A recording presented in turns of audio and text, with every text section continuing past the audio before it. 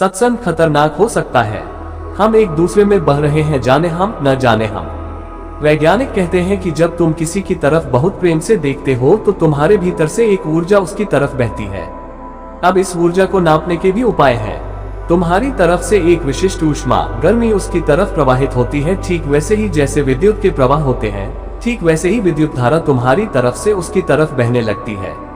इसलिए अगर तुम्हें कोई प्रेम से देखे तो अपनी प्रेम की आंख को छिपा नहीं सकता, तुम पहचान ही लोगे। तुम्हें जब कोई घृणा से देखता है तब भी छिपा नहीं सकता, क्योंकि घृणा के क्षण में भी एक विध्वंसात्मक ऊर्जा छुरी की तरह तुम्हारी तरफ आती है, चुप जाती है। प्रेम तुम्हें खिला जाता है, घृणा तुम्हें मार जाती है। घृणा में एक जहर है, प्रेम में एक अमृत है। रूस में एक महिला है, उस पर बड़े वैज्ञानिक प्रयोग हुए हैं। वह सिर्फ किसी वस्तु पर ध्यान करके उसे चला देती है। टेबल के ऊपर वह 10 फीट की दूरी पर खड़ी है और एक बर्तन रखा है। वह 5 मिनट तक उस पर ध्यान करती रहेगी। उसकी आंखें उस पर एकजुट जम जाएंगी और बर्तन कंपने लगेगा। और वह अगर कहेगी कि बाएं चलो तो बर्तन बाएं सरकने लगेगा, दाएं चलो तो बर्तन दाएं सरकने लगेगा। इस पर बहुत अध्ययन हुआ है कि मामला क्या है, लेकिन एक और आश्चर्य की घटना पता चली कि अगर वह 5 मिनट ये प्रयोग करे तो उसका आधा किलो वजन कम हो जाता है। तो ऊर्जा निश्चित ही प्रवाहित हुई। उसने ऊर्जा खोई।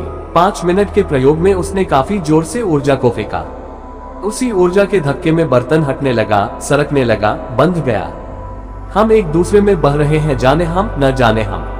तुमने ये भी देखा होगा कि कुछ व्यक्ति ऐसे होते हैं जिनके पास तुम्हें बहाव मालूम होगा, जैसे तुम किसी नदी की धारा में पड़ गए जो बह रही है।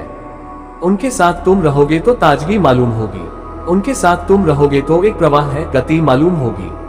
फिर कुछ ऐसे लोग हैं जो डबरों की तरह हैं, उनके पास तुम रहोगे तो ऐसा लगेगा तुम भी कुंद हुए, बंद हुए, कहीं बहाव नहीं मालूम होता, सड़ात सी मालूम होती है, सब रुका रुका, द्वार दरवाजे बंद, नई हवा नहीं, नई रोशनी नहीं।